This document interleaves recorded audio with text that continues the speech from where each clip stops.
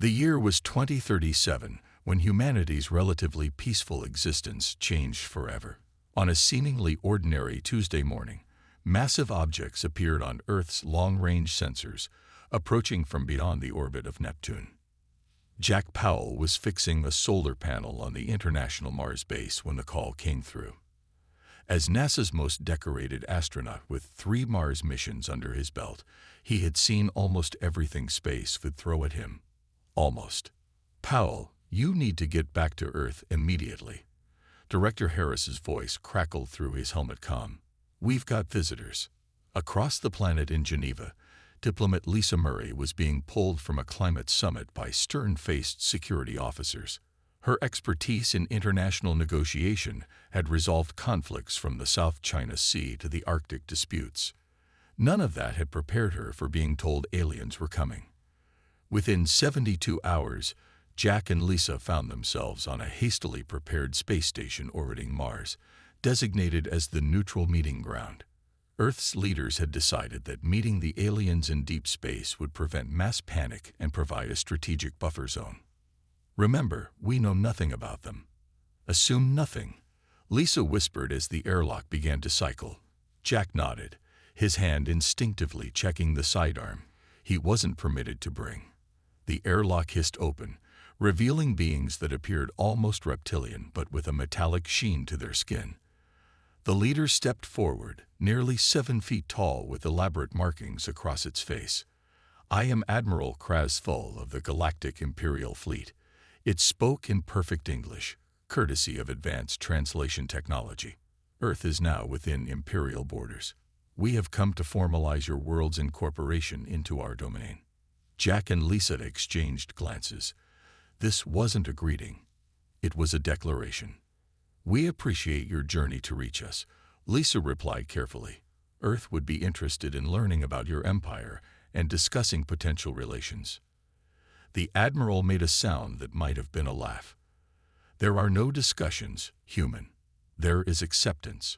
We have incorporated 10,000 worlds into the Empire. Yours will be 10,001.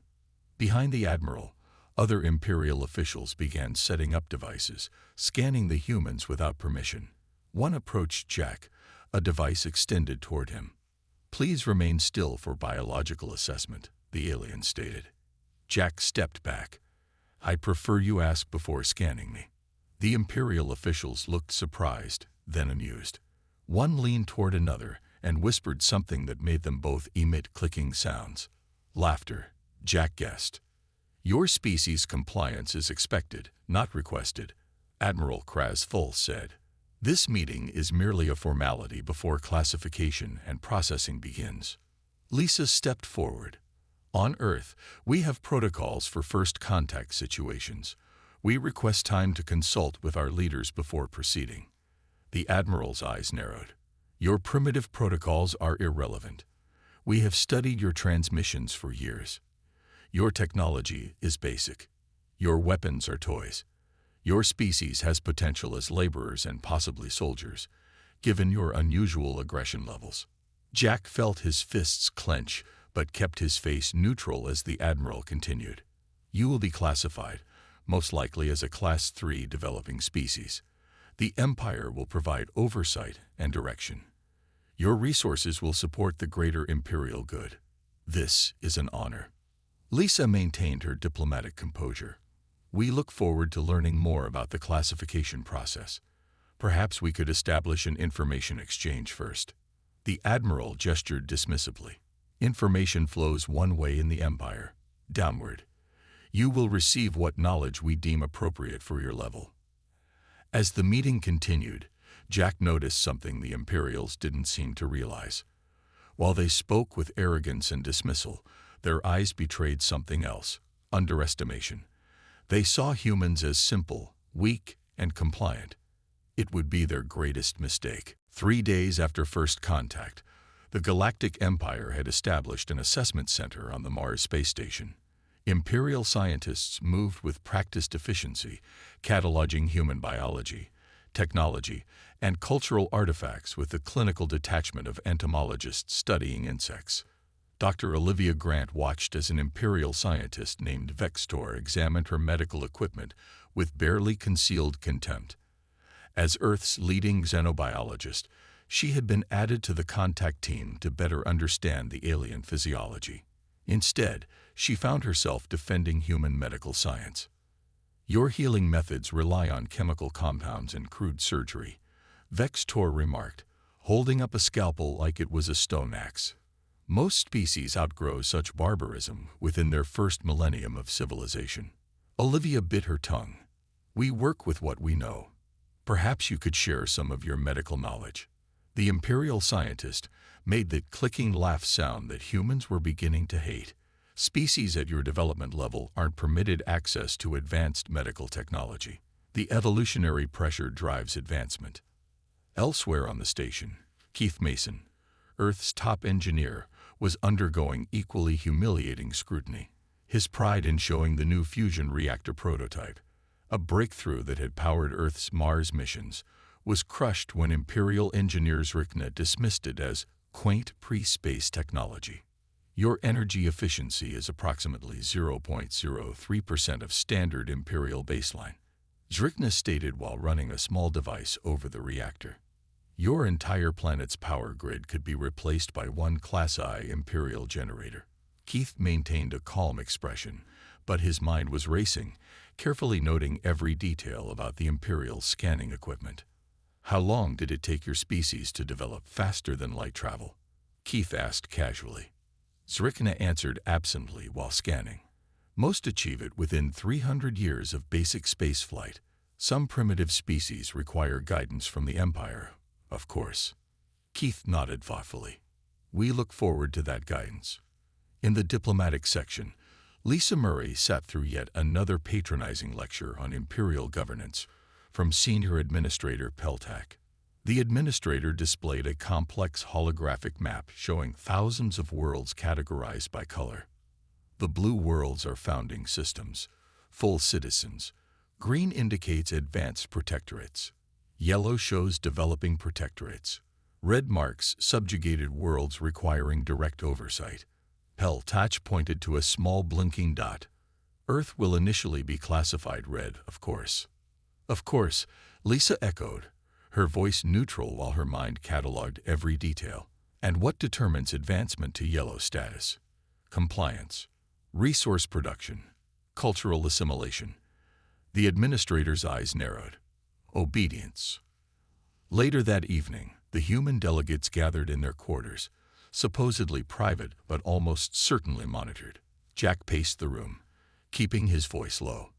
"They think we're children. Did you see how they laughed when I asked about their weapon systems?" "That works in our favor," Lisa replied, checking her tablet. "The UN Security Council is meeting continuously. Every nation has suspended internal conflicts to focus on this." Olivia nodded. "Their arrogance makes them careless. Their scientists left biodata on their species where I could see it." "Same with their tech," Keith added. "They don't even try to hide it. They assume we can't understand it." The station lights dimmed as the artificial night cycle began. Through the viewport, they could see the massive Imperial battlecruiser hovering nearby, a constant reminder of the power imbalance. "Tomorrow they want to discuss resource allocation," Lisa said grimly, "which means they'll tell us what Earth must provide to the Empire." Jack stared at the battlecruiser. "Let them talk. Let them think we're resigned to becoming their newest conquered world." Keith glanced at his tablet where he'd been making calculations based on observed Imperial technology. "You know what's fascinating? Their tech is advanced, but it's static. I see no evidence of innovation. Everything is standardized, like they haven't developed anything new in centuries." Lisa's eyes lit up. "That's our advantage. They've forgotten how to adapt." "And adaptation," Olivia said with a small smile, "is humanity's specialty." The United Nations Security Council chamber had never been so full.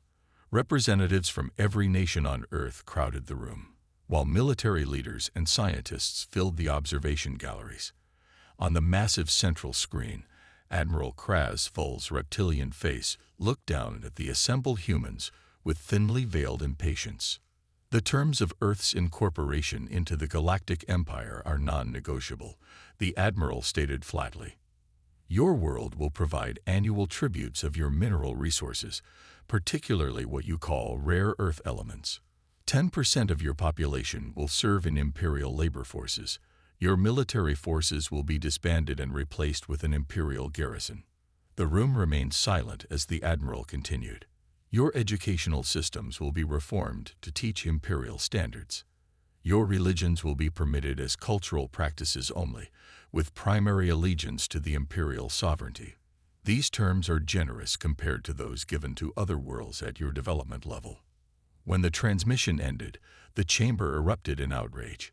Nations that had been enemies for centuries found themselves united in indignation. General Alan Rodriguez of the United States Joint Chiefs stood, his weathered face grim. Ladies and gentlemen, I've reviewed their military capabilities based on what our team on Mars has observed. I won't sugarcoat this. Their weaponry outclasses ours by centuries. Then we have no choice but to accept their terms, the French representative said. Rodriguez shook his head. I didn't say we surrender. I said their weapons are advanced. But they have weaknesses. All eyes turned to him as he continued. Their tactics are rigid. Their battle formations haven't changed in what our team estimates to be over 500 years. They rely completely on technological superiority, not strategic innovation. In the back of the room, Susan Wright, director of the Quantum Computing Initiative, raised her hand. Our team has been analyzing the data transmissions between their ships. Their encryption is advanced, but follows predictable patterns. We've already made progress in decoding it. Across the room, Peter Klein, head of the Advanced Materials Lab, nodded in agreement, and the material samples our Mars team secretly collected. They're impressive but not magical. It's technology, not sorcery, and technology can be learned. The Secretary General looked around the room. What are you all suggesting? General Rodriguez stepped forward. A stratagem as old as warfare itself. We pretend to negotiate. We appear to submit. Meanwhile, we prepare. 2 days later, Lisa Murray stood before Admiral Kraz Full on the Mars station, her face a mask of diplomacy. Earth requests clarification on several points before formally responding to your terms. The Admiral made an irritated gesture. Your species' tendency toward excessive discussion is noted. Proceed with your questions. Lisa launched into a series of detailed inquiries about resource quotas, labor requirements, and implementation timelines. Each question was designed to reveal more about Imperial operations while appearing to be simple clarification. Meanwhile, on Earth, preparations accelerated. Every major technology company and research institution worked around the clock. Military forces conducted drills in secret underground facilities. Nations shared intelligence freely for perhaps the first time in human history. At NASA headquarters, Jack Powell briefed a team of elite astronauts. The Empire doesn't know we've been monitoring their ship movements. They're bringing in a fleet, probably to intimidate us when we inevitably object to their terms. One of the pilots raised her hand. How are we supposed to fight ships that can cross galaxies when our best vessels can barely reach Mars? Jack smiled grimly.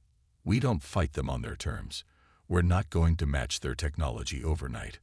But humans have a long history of defeating superior forces through asymmetric warfare.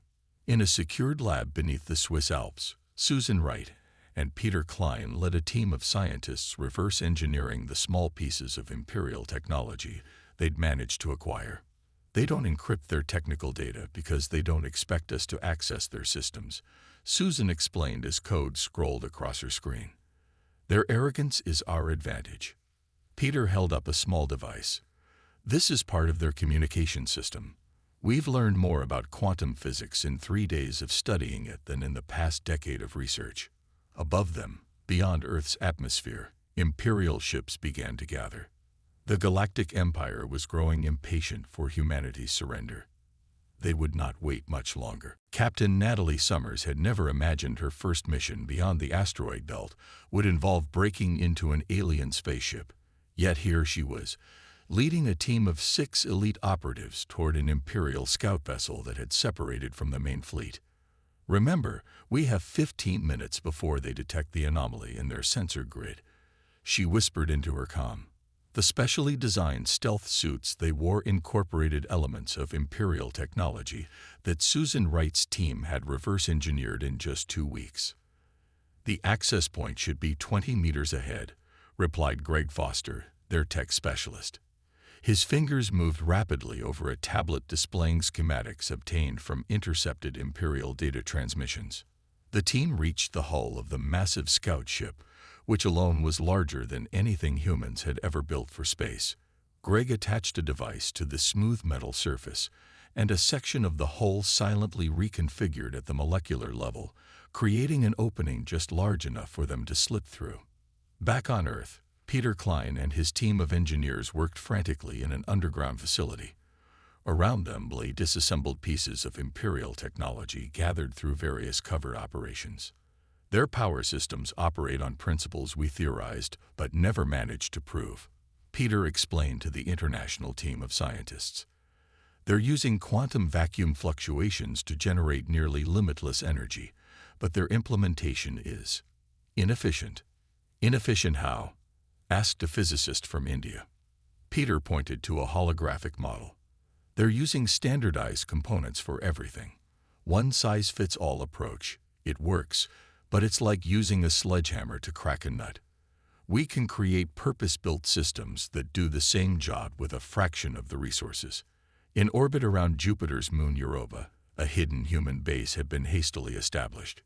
Here, far from Imperial sensors focused on Earth, General Rodriguez supervised the construction of humanity's first space defense fleet. "These won't win in a direct confrontation," he explained to military representatives from 20 nations as they toured the facility. "But they don't need to. They just need to surprise them long enough for Phase 2. The assembled officers looked at the odd-shaped vessels being constructed. Unlike traditional human spacecraft, or the sleek Imperial ships, these were asymmetrical, with strange protrusions and seemingly random design elements. "They look broken," commented a Russian admiral. "Exactly," Rodriguez nodded with satisfaction. "Their targeting systems are designed to recognize certain shapes and patterns. These ships register as space debris on their scanners. We're hiding in plain sight." Meanwhile, on the Mars station, the Imperial assessment team grew increasingly frustrated with humanity's unexpected adaptability. Admiral Krasful paced angrily as his scientists reported their findings. "The humans have already begun incorporating elements of our basic technology into their systems," reported Vextor, disbelief evident in his voice. "They've made technological leaps in weeks that should take decades." "Impossible," Krasful snapped. "They must have had help. Check for interference from prohibited species." Another scientist spoke up. "We'd found no evidence of outside help. They appear to be figuring it out themselves. Their approach is unconventional. They're not following standard development protocols." "Because they don't know them," a third scientist added. "They're creating hybrid technologies that combine their primitive methods with fragments of our systems. The results are crude, but surprisingly effective." Admiral Krasful's scales darkened with anger. "No primitive species adapts this quickly. The High Command must be informed." He turned to his communications officer. "Summon the Fifth Fleet. It's time to remind these humans of their proper place in the galaxy." As the Admiral issued his orders, he remained unaware that every word was being transmitted directly to Earth through hidden devices Natalie's team had planted throughout the Imperial vessels. "They're calling in reinforcements," Jack Powell informed the Security Council. "The game is about to begin." Lisa Murray smiled for the first time in weeks. "Let them come. We'll be ready." Dawn broke over Geneva as the Imperial ultimatum expired. Humans had been given 72 hours to formally accept their terms of surrender. Now, Admiral Krasful stood on the command deck of his flagship, watching Earth rotate peacefully below. "Begin the demonstration," he ordered coldly. "Target their largest military installation. Minimal yield. Just enough to show our capability. The weapons officer nodded. Targeting United States Naval Base in Norfolk.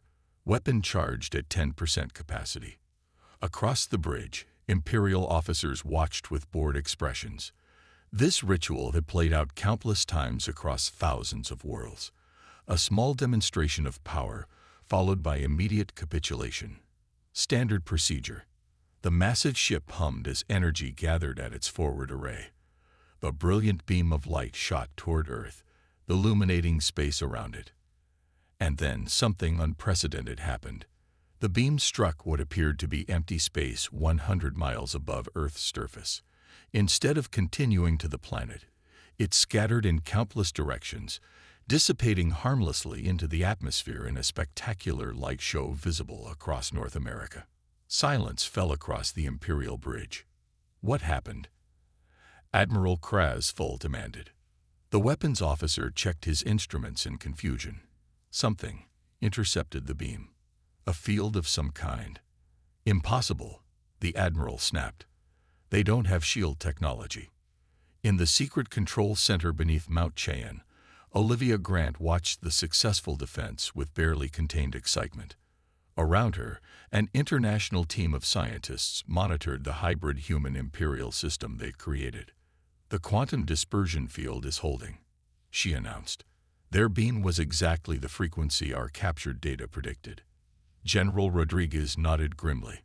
They'll try again. Prepare for multiple strikes.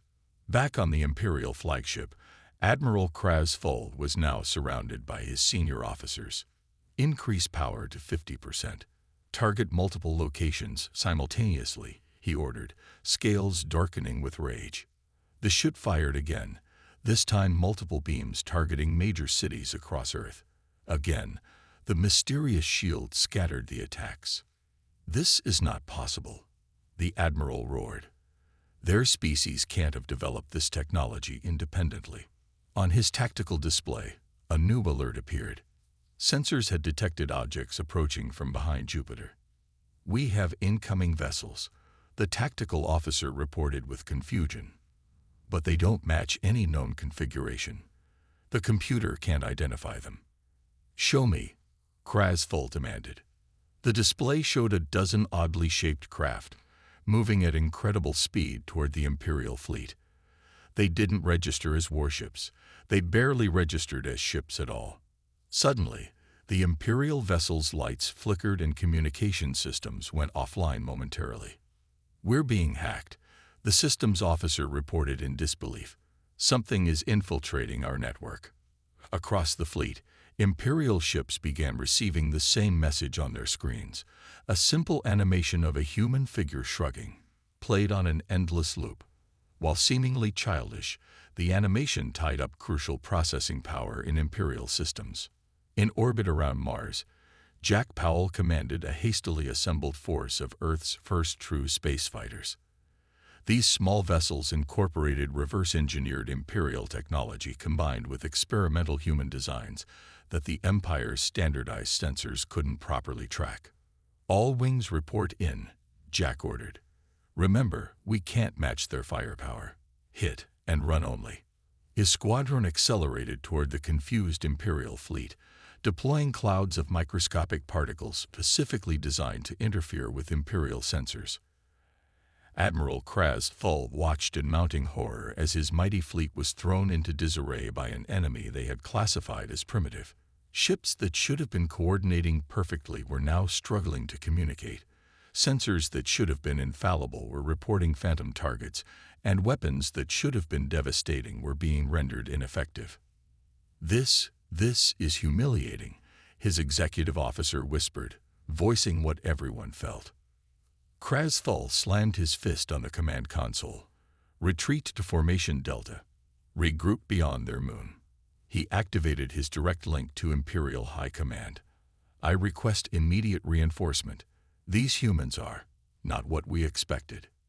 As the Imperial ships withdrew to regroup, Earth celebrated its first victory, but everyone knew this was just the beginning. They'll be back, Lisa Murray told the Security Council. And next time, They won't underestimate us. Richard Clark had never expected to be an interstellar diplomat. Until 3 months ago, he had been a linguistics professor specializing in communication theory. Now he stood on the bridge of the U.S. Defiant, Earth's first true starship, approaching the outer territories of the Galactic Empire. "We're receiving a transmission from the HFY colony," his communications officer reported. "They're surprised we made it past the Imperial blockade." Richard nodded. "Tell them we have mutual interests to discuss." The HFY were one of many species that had been conquered by the Empire centuries ago. Lisa Murray's diplomatic team had identified them as potential allies after discovering records of multiple failed rebellions in Imperial archives. "They're granting us landing clearance," the officer reported, surprise evident in her voice.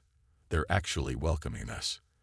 The meeting that followed would change the course of the conflict. The HFY, a species of tall, feathered beings, listened intently as Richard explained Earth's resistance and strategies against the Empire. "You've accomplished in months what we couldn't in centuries," their leader said, mandibles clicking in amazement. "The Empire's strength has always been its technological advantage. But technology can be copied," Richard finished for him, "while spirit and innovation cannot." Within days, similar meetings were happening across dozens of subjugated worlds. Earth had become a symbol of hope to species that had long since abandoned resistance. Meanwhile, Admiral Kraz Full faced the humiliation of explaining his failure to Imperial High Command.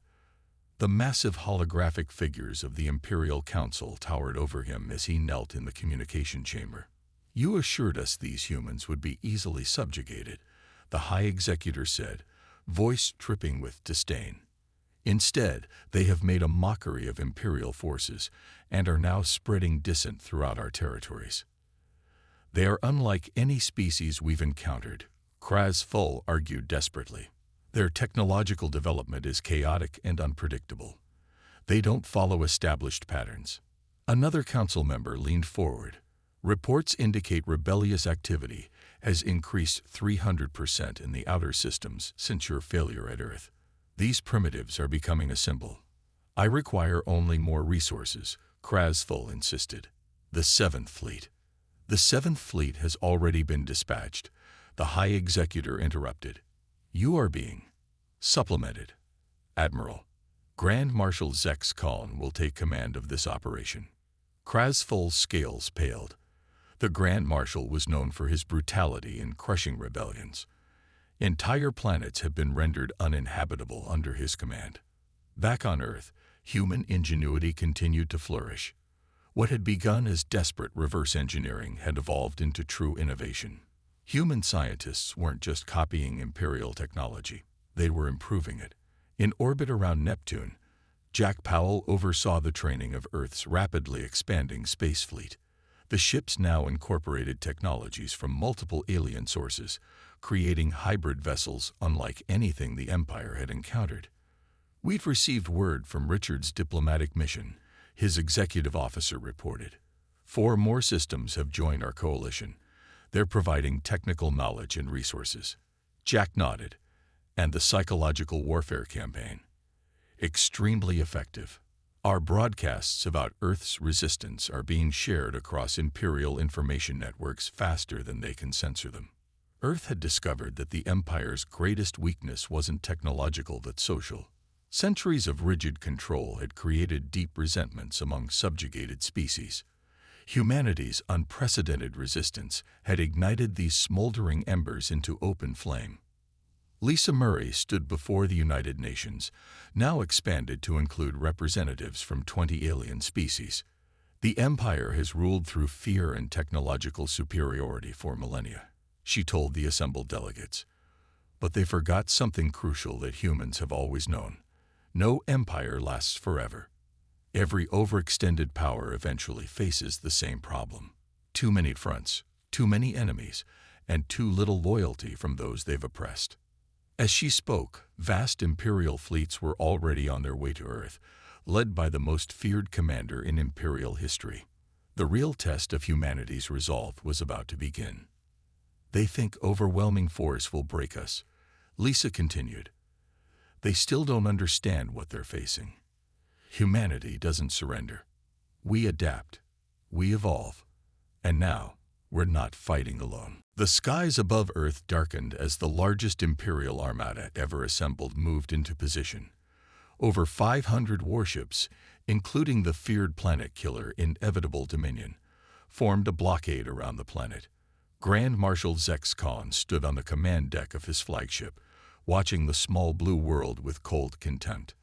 "Begin the transmission," he ordered. His voice, unlike Admiral Krastal's, held no emotion at all. Across Earth, every screen displayed the Grand Marshal's reptilian face.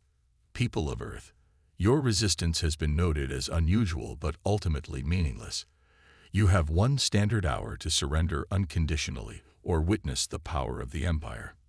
In the underground command center beneath the Rocky Mountains, Earth's Unified Defense Council gathered. Representatives from every nation stood alongside delegates from 24 alien species who had joined the coalition. "They've committed nearly 20% of their total military force to this attack," Jack Powell noted, studying the tactical display. "They're desperate to make an example of us." Lisa Murray nodded, "Which means we have one chance to make a different kind of example." She turned to the assembled leaders. "Is everyone ready?" Grim nods answered her.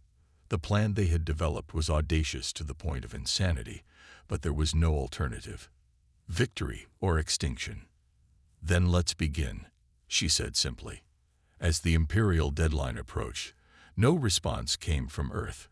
Grand Marshal Zex Khan, who had crushed rebellions across 1,000 worlds, showed no surprise. "Commence primary attack sequence," he ordered. "Target their defensive installations first." The Imperial fleet moved with perfect coordination, weapons systems charging. But just as they prepared to fire, space itself seemed to ripple around Earth. Energy surge detected. An Imperial officer shouted. Massive quantum disturbance surrounding the planet. The Grand Marshal stepped forward. "Impossible. Their technology can't." His words were cut short as hundreds of ships suddenly appeared around his fleet. They emerged from what looked like tiers in space itself, ships of human design alongside vessels from dozens of formerly subjugated species. "What is this?" he demanded. On the bridge of the Earth flagship, Defiance, Natalie Summers gave the order. "All ships, execute Operation Thunderclap." The Coalition fleet didn't engage the Imperial ships directly. Instead, they activated devices that Earth scientists had created by combining technologies from multiple alien sources. These devices targeted the standardized systems that all Imperial ships used, exploiting weaknesses that centuries of technological stagnation had never addressed. Imperial ships began losing power. Communication systems failed. Weapons went offline. The perfectly coordinated armada descended into chaos. Grand Marshal Zex Khan watched in horror as his mighty fleet was paralyzed by an enemy he had dismissed as primitive. How is this possible? They're using technologies that contradict each other. That was precisely humanity's advantage. While the Empire had standardized everything, humans had embraced diversity and contradiction, combining incompatible technologies in ways Imperial science had declared impossible. The Inevitable Dominion, pride of the Imperial fleet, drifted powerless as small Earth vessels attached to its hull. Jack Powell led the boarding party personally, fighting through minimal resistance as Imperial soldiers found their advanced weapons mysteriously disabled. Within hours, the unthinkable had happened. The greatest Imperial fleet ever assembled had been defeated without destroying a single ship. Grand Marshal Zex Khan, architect of 100 genocides, was brought in restraints to Earth to sign the formal surrender. In the United Nations Hall, before representatives of humanity and dozens of newly liberated species, the Grand Marshal was forced to acknowledge what the Empire had refused to believe. They had been defeated by a species they had dismissed as primitive. The treaty recognizes Earth and all coalition worlds as sovereign and independent. Lisa Murray announced as the Marshal signed the document. The Empire will withdraw from all coalition territories and pay reparations for centuries of exploitation. As news of the Empire's defeat spread across the galaxy, systems that had been under Imperial control for millennia declared independence. The rigid structure that had maintained control through fear and technological superiority collapsed when faced with something they had never prepared for: innovation, adaptation, and cooperation. Richard Clark, now heading the newly formed Galactic Coalition, looked out at the stars from Earth's first embassy on a distant world. The Empire forgot the most important lesson in the universe, he told a gathering of former Imperial subjects. True strength doesn't come from technology or military might. It comes from diversity, from embracing different ideas and finding strength in our differences.